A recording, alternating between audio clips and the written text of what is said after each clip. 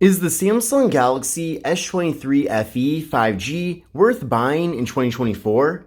Well, in this video, we're going to find out.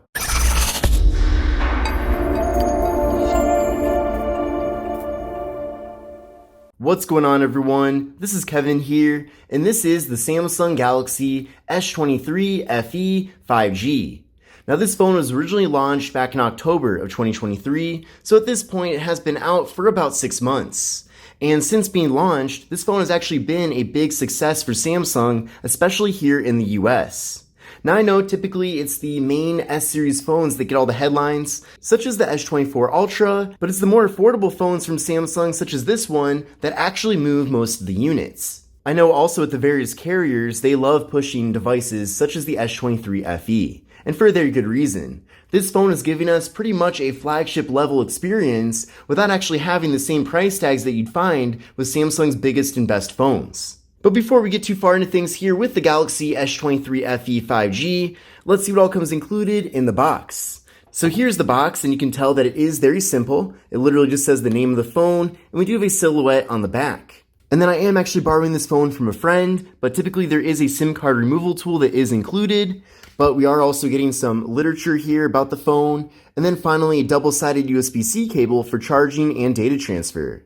So you probably noticed that there is no USB wall adapter included in the box, which is pretty common with most of Samsung's flagship devices, especially in the last couple of years, in addition to A-series phones as well.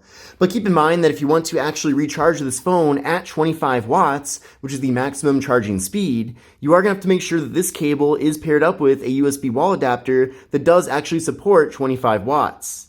A lot of the USB wall adapters, and especially the free ones that have been given out over the last several years, tend to be 10 watt, 15 watt. So just know that if you're not using a 25 watt or higher USB wall adapter, then you can't actually recharge this phone at the full 25 watts. And that is actually pretty important because it is one of the top features that we're getting here with this phone. It is especially nice that you can conveniently recharge this phone very fast while still having a very large capacity battery. Now, with the Samsung Galaxy S23 FE 5G, we're getting a very large 6.4-inch display.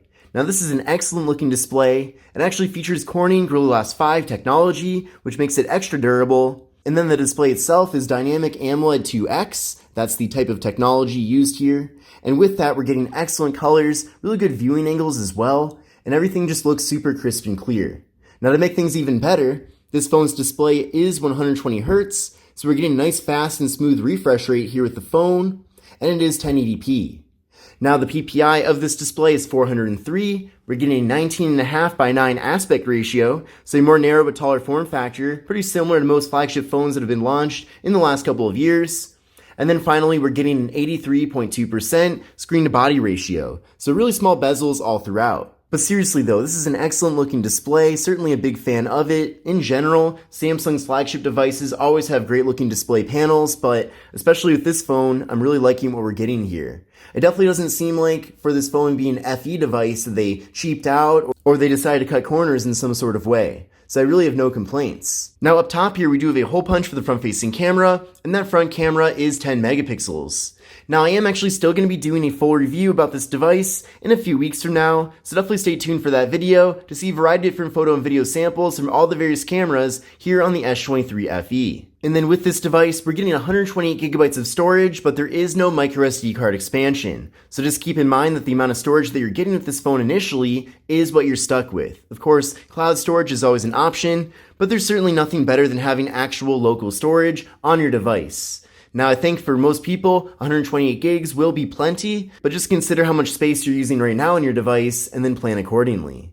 Now, one of the nice things about this phone is that there is wireless charging. So we are getting 15 watt wireless charging here with the device, and it also supports reverse wireless charging. So if you want to use this phone to maybe recharge your earbuds or even another smartphone, assuming it also has wireless charging, you can actually charge another device with this phone being its own wireless charging pad. We're also getting face unlock here with the phone, and then we're also getting an in-display fingerprint sensor. So it's really fast and responsive.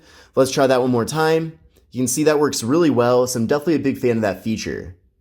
Now, taking a look at the camera module on the back of the device, we are getting a triple camera setup. So we're getting a 50 megapixel main camera, a 12 megapixel ultra wide angle camera, and then we are getting an 8 megapixel telephoto camera.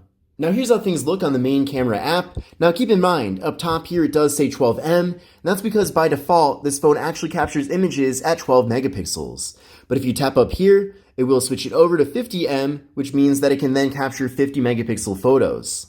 Now the reason why that's not the default is because 50 megapixel photos take up significantly more space on a device compared to 12 megapixels, and for most people it's not necessary in all situations. But the good news is that if you do want to capture full 50 megapixel images, you certainly do have that ability here, and the results from it do look really fantastic. But in addition to the main camera, we can also go over to point 6 right here to access the ultra wide camera. And then with that, we can fit a lot more content into a single frame here. Definitely a big fan of ultra wide cameras. And then over here where it says 3, that is the 3x optical zoom. So that is using the telephoto camera to actually zoom in 3 times. It's not simply cropping in or anything like that. It's an actual optical zoom. So that's great. Also over here into portrait mode, we can of course capture portrait photos. There's options for 2x zoom or 3x zoom, which is pretty cool. Or you can do the standard portrait mode at 1x. Also on the front-facing camera, we can capture portrait selfies. We can also crop out a little bit for a group selfie, just like that.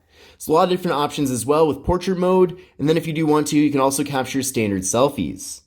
Now over here in video mode, we're getting a lot of different options. You can actually capture 4K video at 60 FPS with the front-facing camera. And then over here in the rear camera, you can actually capture video at 8K at 24 FPS. So that's especially impressive for a phone that's meant to be pretty affordable compared to your typical flagship. We really aren't compromising on any camera experiences here with this device, especially compared to phones that are way more expensive compared to it. Now with the Samsung Galaxy S23 FE 5G, we are getting 8GB of RAM paired up with the Qualcomm Snapdragon 8 Gen 1 processor.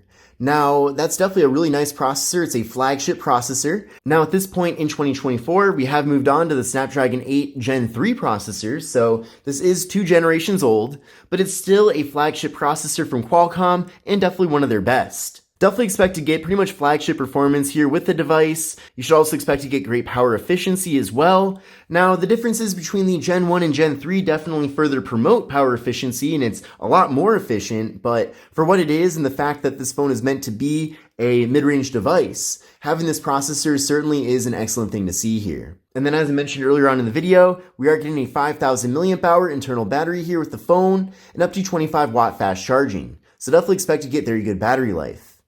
Now also with this device, we're getting Android 14. It has been updated. Originally it did come with Android 13, but we do have Android 14 with Samsung's One UI 6.1. So if you have used a Samsung phone anytime in the last maybe 5 or 6 years, overall the experience here should be pretty familiar to you. And then with the Galaxy S23 FE 5G, we are getting NFC, so you can use this phone for tap and pay. We're also getting an IP67 dust and water resistance rating, which means you can take this phone underwater for up to 1 meter for up to 30 minutes. We're also getting stereo speakers, and then also since this phone is an S-series device from Samsung, we are still getting Samsung DeX, which is the desktop operating system mode. So if you do want to, you can plug this phone into another display and then get a full desktop OS that actually runs on top of the operating system that we're getting here with the device. So I'm a big fan of that feature especially. But taking a closer look at the hardware of this device, we're still getting a very premium build here with the phone. On the left side, we have nothing. On the right side, we have volume up, volume down, and the power button. Up top here, we have the noise-canceling microphone, and then also the SIM card slot. Then on the bottom of the phone, we have the microphone, USB-C port for charging and data transfer, and the speaker. And then as far as how the stereo speakers work here on the device, you'll be getting audio out of both the main speaker and the bottom, and then also out of the earpiece. So that's especially great when watching video content or listening to music, as it does make things a lot more immersive here. But in conclusion, I still think the Samsung Galaxy S23 FE 5G is still a very competitive smartphone now that we're in 2024. This phone is an excellent option. We're getting tons of great features. It's been updated to the latest version of Android and the latest version of Samsung's One UI, and there's really no reason not to get this device. I also have a feeling that if you look at the various carriers, you're going to find some pretty generous discounts as well related to this smartphone. But most importantly, I'm curious to know what you think about the Samsung Galaxy S23 FE 5G. Do you like this phone? And if so, definitely give the video a thumbs up. But this is Kevin here. I hope you enjoyed it, and I will see you in the next one. Take care and have a great rest of your day.